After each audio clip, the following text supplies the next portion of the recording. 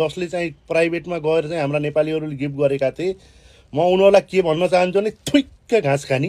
तिमीहरूले चाहिँ अन्न खाएको त धिक्कार छ। तिमीहरूले आफ्नो नेपालको दाजुलाई चाहिँ नपर हराएर चाहिँ नपर तिमीहरूलाई मात चढेको हो। तिमीहरूलाई सक्छौ भने खुल्ला खुल्ला हानौ न देखाएर यार। किन लुक्न पर्यो तिमीहरूलाई? डर पनि लाग्छ तिमीहरूलाई।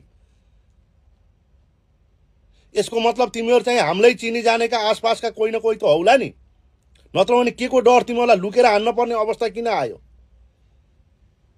कमसेकम तिमीहरूलाई यति बुद्धि दिएनन्। तिमीहरू पढे लेखेका त पक्कै पनि हौला। अनपढ चाहिँ घाँस खानी चाहिँ नपर्यो मूर्खनन्द त छैनौ होला पक्का पनि तिमीहरू, हैन?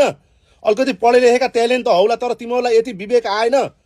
तिमीहरूलाई नेपाल आमाको माया छैन, नेपाल धरतीको माया छैन, नेपालीहरूको माया छैन तिमीहरूलाई। कमसेकम यो दाइला हाने याद राख्नुस्, काउलो पार्ने मान्छे कहिले पनि आफ्नो हुँदैन। जो कड़वा बोल्छ नि त्यो मान्छे आफ्नो हुन्छ।